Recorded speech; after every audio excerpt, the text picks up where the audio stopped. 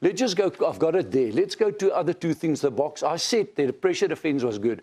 I'm concerned about the defence close to the goal line, and let's just dissect it quickly. Let's talk about it and have a look at this clip.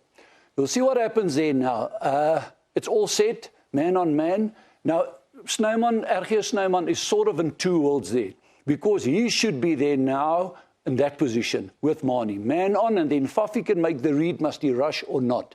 And if Fafi hits the guy, the man and all, they can fold around. But they're in two worlds, they're a bit lost. Now, Fafi there, we normally would rush and hit them. He realized the inside wasn't there, so a mind decision quickly. Now, RG overfolds, man. What happens? Yeah, he overtracks, really, is the word, with Mani. If Faf made the read and hit them ball and all and killed them in their tracks, that was good. But so are you analysing this based on the way the box defend, or the way you want them to defend? No. The way they defend, because Fafi couldn't go for the read there because he didn't trust the inside. They were late. It was Snyman wasn't in position. And Snyman wasn't. He was too tight. So Faf was in. He didn't know whether to come in and hit or whether to stay on the outside. And Snyman actually runs and doesn't tackle anyone there. He isn't able to tackle anyone in that instant. You see, if you go for the read and the rush like Fafi normally does, he couldn't do it there. Because the inside, and I showed the two ghost pictures there, didn't come across. But if you realise, hey, I'm trusting my inside, I can just go, I can hit them ball and all. And if I miss, you guys will catch him. So he didn't go, and they came around and step through. Fafi, though, tried his best there to fight it well and to save the situation. Close to the line. Good one close to the line. Yeah, there's even a better one close to the line. This, to me, is a concern. We did say last week in the show, guys, we did say that we got to be astute there. We got to be more clever. And I'm sure Jock will sort it out, but we can't have this. So what happens in this situation? Our graphics guy, man, you're brilliant. Good stuff there. So showing all the little guys in position there. I thought you did that.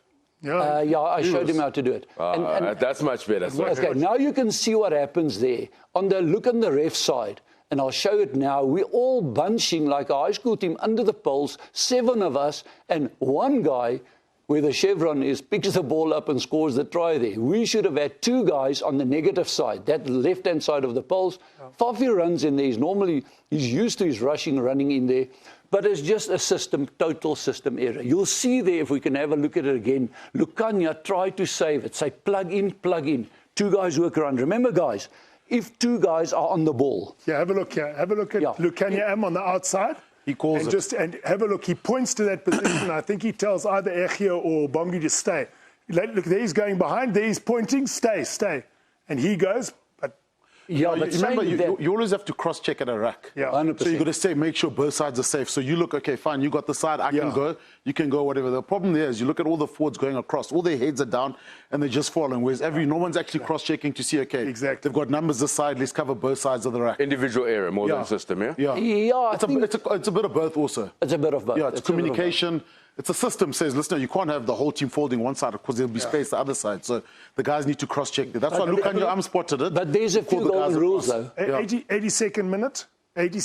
They'd been defending there for 3 or 4 minutes. They had gone back to a penalty. They'd kept them out. A couple of brilliant spot tackles by Faf, in fact. In fact, they did defend well. They defended really well. That was the first time that there was a little bit of a lack of organisation.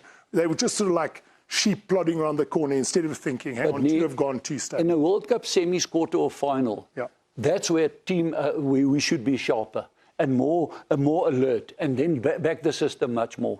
Because it's right at small margins. It will be a 2-point or a 3-pointer. So for me there, that's not good enough. And Jock, when he has a look at that again, you will not be happy with that. I did say earlier, I'm very happy with the pressure defence midfield. And Jesse Creel and Faf and those guys, and Willie, though, I shut out the outside guys. They were superb. They understand that. So with that box we can tick. And Jock must be very happy. It's just, you asked me on this afternoon, just give a few red lights as well. And this is definitely 1 or 2 of the red lights. That's my concern. Just a little apology on that thing. I said Colby didn't roll away. It was actually Kirtley didn't roll away. So because I saw that clip and I saw it was a wing and I got the wrong guy. So my apologies to you.